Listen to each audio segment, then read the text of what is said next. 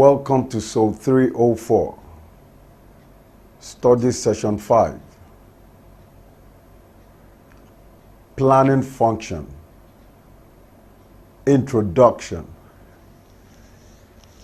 In this study session, we will examine planning function, implementation to evaluation in planning function, and the types of planning decisions. Learning outcomes. When you have studied this study session, you should be able to 1. Define planning function. 2. Highlight and explain the limitations in social planning. 3. Itemize the 6 common causes of dissatisfaction in social planning. 1. Concept of planning function. One way to define planning is an attempt to answer questions before they arise in real life by anticipating as many implementation decisions as possible and by foreseeing as many implementation problems as possible and deriving principles and setting rules for their resolution. In short, planning may be said to be making implementation decisions before implementation. But it is more than that. Many people view planning as making evaluation decisions before implementation.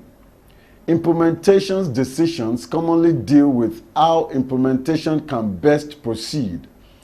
Evaluation decisions deal with why implementation should proceed as it does. Planning, therefore, includes the specification of some evaluation criteria, rules, norms, etc.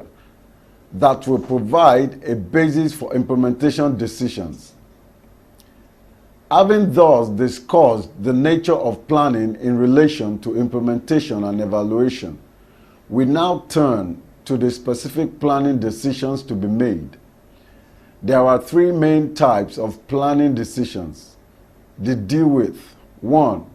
Objectives, 2. Activities, and 3. Resources.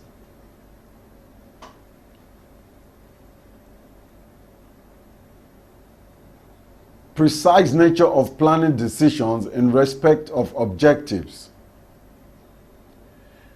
The first planning decision concerns which problems deserve priority attention. This entails knowledge of what problems that exist and judgment as to why they deserve priority attention. A problem may be a gap between what is and what could be, but problems may also be the specific obstacles to bridging that gap. Furthermore, planning decisions involve identifying the persons in need, where they live and work, their social class, and the type of help needed. The planning decision that matters most is the extent of problem reduction that is aimed at, and the target time for achieving it.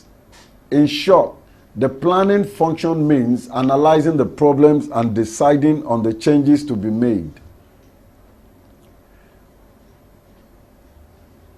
2. Activities towards achieving the objectives. The first decision will be the identification of which activities are needed, perhaps in broad categories of service, development and support activities. For each activity, the target individuals, group, or population to whom the activity addresses itself will have to be identified. A decision is needed about the amounts of each type of activity required by the people in need. A decision must be made about the right approach, given the circumstances. Further decisions concern timing, sequence, frequency, and location of services, and assignment of tasks and responsibilities to individual members of the service team.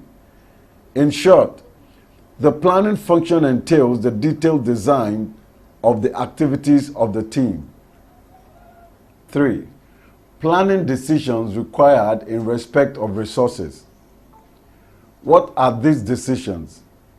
In essence, they differ from the preceding ones by being much more quantitative.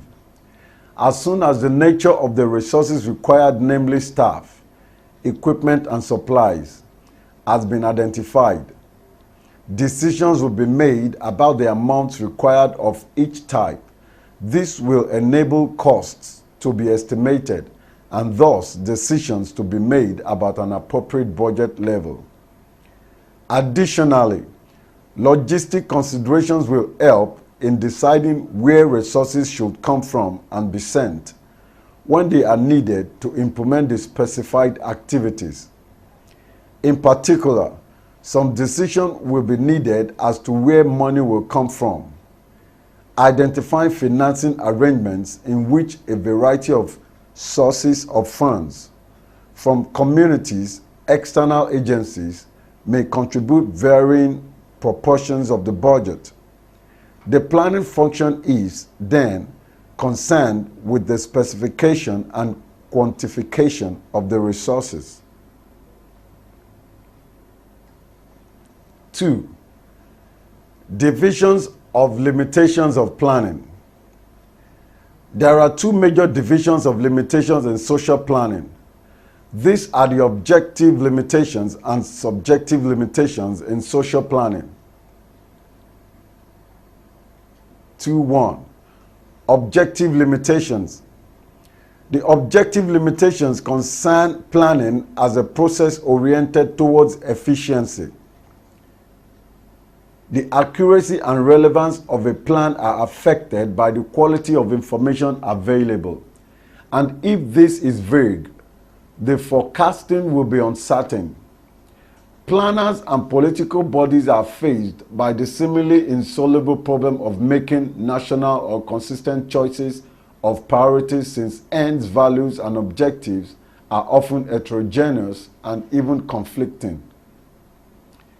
In choices of this kind, there is no logical basis for evaluation and comparison, so we attempt to fill the gap through individual or collective deliberations, more or less arbitrary decisions of the responsible leader. Also, a poll of the relevant assembly, sometimes direct experience in action through trial and error, and finally acceptance of the need to reconsider certain ends or values periodically. 2. Subjective limitations. Whatever be the economic system and type of political regime, it seems, of course, desirable, as we have seen, that planning should preserve the autonomy of citizens and that the planning machinery does not preclude individual participation. In other words, it appears that planning has to be not only democratic in essence, but also largely decentralized in operation. Decentralization seems to be a good institutional means to combine the advantages of large organizations and those of small units for decision and action. Secondly, we find the problem of resistance to change. In all societies, there is a more or less strong traditional antipathy to change, and planning may therefore lead to conflict. Whatever the merits of a particular plan, it is unlikely to succeed if there is political or community hostility to it. Those who put great store on the values of planning need to understand that fundamental change has to be preceded by long-term interpretation and education so that there is real community acceptance and participation. There are two main ideas in planning while are planning for efficiency and planning in freedom. These two ideas are not generally antithetic. Where a choice in planning has to be made, the answer should be liberty. But it is hoped that such a crucial choice does not occur, and that planning as conceived in this lecture will develop a kind of human behavior designed to help man master nature and find a better destiny. Other limitations may come from the planners, social work planners, when they are not skilled and knowledgeable in the part of planning. Also, when the community is not with the planners, the plans may fail. There may be lack of continuity of the program by the community. Furthermore, limitation may be as a result of choice of objectives that are not feasible for implementation. Therefore, planning has some limitations, and the social work planners must recognize these limitations and be adequately knowledgeable in the art and science of planning. 5.3. Dissatisfaction in social planning. The 6 common causes of dissatisfaction in social planning are hereby listed and discussed. 1. Inefficient administration. 2. Incompetent supervision. 3. Poor interpersonal relations. 4. Personal qualities of the leader. 5.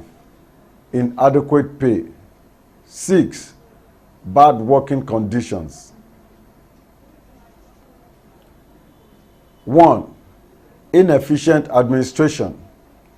People like to work for an administration that is both efficient and just. Waste of time and resources is exasperating.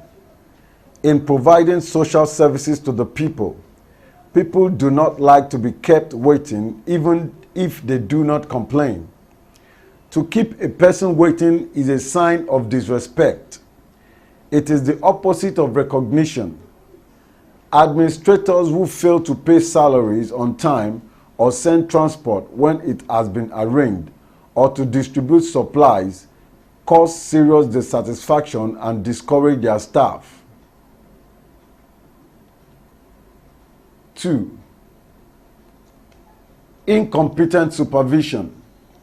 People expect their supervisors to be technically competent. They must know the details of the work they are supervising.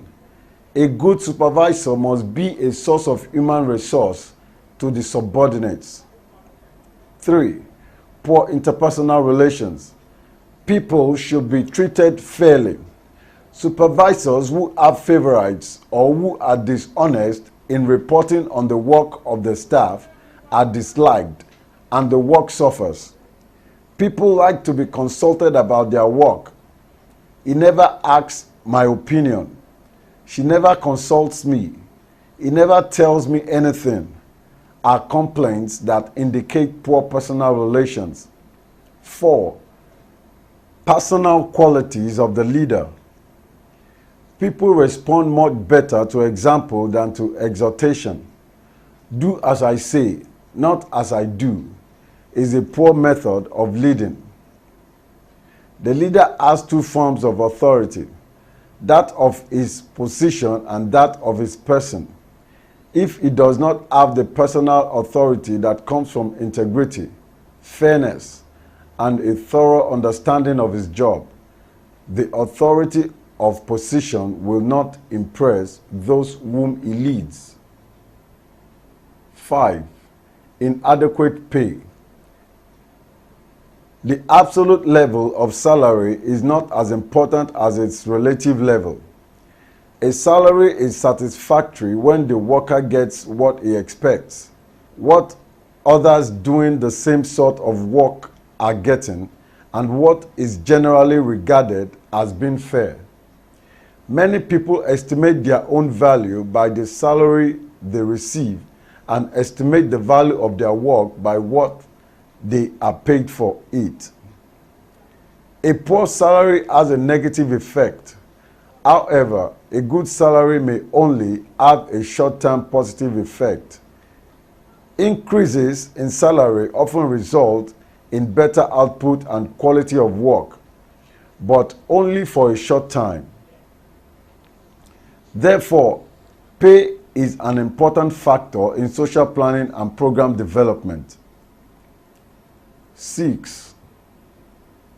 Bad working conditions. Social services staff complains more about their poor working conditions. Social planners must accommodate this special condition in the overall interest of social services. Generally, these common causes of dissatisfaction have marred several either to good social plans and programs. It is important to take cognizance of these in every plan one may embark upon in social service provision to the people. Study session summary. In this study session, we define planning function as a collective undertaking among the policy formulators, policy analysts, and the communities. We also noted that planning has its own limitations. We discussed the two major divisions of limitations in social planning as objective and subjective limitations.